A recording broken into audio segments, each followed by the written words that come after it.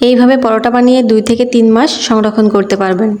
আমি আমার প্রয়োজন মতো ময়দা নিয়ে নিয়েছি, সাথে দিয়ে দিলাম স্বাদ মতো লবণ, 2 চামচের মতো চিনি, আর সাথে দিয়ে দিলাম সামান্য পরিমাণ সয়াবিন তেল। এখন এই শুকনো উপকরণগুলো ভালোভাবে মিশিয়ে নেব। তেলের সাথে ময়দাটা যতক্ষণ না পর্যন্ত ভালোভাবে মিশে যাচ্ছে ততক্ষণ আমি একটু মিশিয়ে নেব। ময়দাগুলো মুথে নিতে আমি এখানে দুধ ব্যবহার করব, তবে আপনারা চাইলে গরম পানি ব্যবহার করতে পারবেন। আগে থেকে দুধ জাল করে রেখেছিলাম, এখন কুসুম গরম দুধ ময়দার মধ্যে দিয়ে দিলাম। দুধ একবারে দিয়ে দেওয়া যাবে না, অল্প অল্প করে দিয়ে মেশাতে হবে। পরোটা বানাতে চিনি আর দুধ ব্যবহার করলে স্বাদটা কিন্তু খুবই ভালো হয়।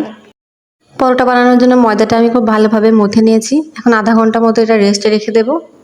পরোটা বা রুটি বানানোর ক্ষেত্রে ময়দাটা যত ভালোভাবে মুথে নিতে পারবেন, রুটি পরোটা ততই কিন্তু ফুলবে। ফিরে আসলাম আধা ঘন্টা পর, কতটা সফট হয়েছে আপনারা দেখতেই পারছেন।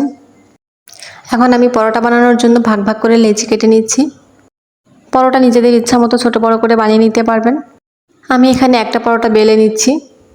প্রতিদিন পরোটা বানানো প্রত্যেকের কাছে ঝামেলা মনে হয়, তবে এভাবে একদিনে বেশি করে বানিয়ে যদি ফ্রিজে সংরক্ষণ করে রাখা হয় তাহলে নিজেদের অনেক উপকার হবে। আমি একটা পরোটা বেলে নিলাম। পরোটা খুব পাতলা করিনি, আবার খুব মোটাও হয়নি, মাঝারি সাইজ করে বেলে নিয়েছি। পরোটাটা সংরক্ষণ কিভাবে করবেন এখন সেটা আপনাদেরকে দেখাবো। আমি তেল ছাড়া পরোটাটা একটু সেঁকে নিতে দিয়েছি। পরোটার 2 পাশে হালকা একটু সেঁকে নিতে হবে, এতটুকু সেঁকেই উঠিয়ে নিতে হবে। আপনাদের যতগুলো পরোটা প্রয়োজন সবগুলো এইভাবে হালকা সেঁকে ডিপ ফ্রিজে সংরক্ষণ করতে পারবেন, যে কোনো পলিতে বেঁচিয়ে রেখে। আর এই পরোটাগুলো 2 থেকে 3 মাস কিন্তু একদম ভালো থাকবে।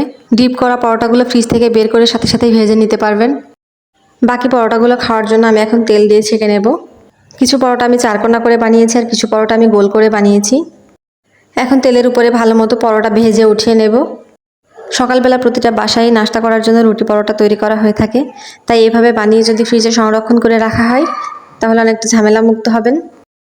পরোটাগুলো কিন্তু একদমই মুচমুচে হয়েছে, আর চিনি আর দুধ দেওয়ার কারণে খেতে অসম্ভব স্বাদ হবে। আশা করছি আমার এই পরোটার রেসিপিটা আপনাদের কাছে ভালো লাগবে। আজকের মতো এ পর্যন্তই। ভালো থাকবেন সবাই, সুস্থ থাকবেন। আল্লাহ হাফেজ।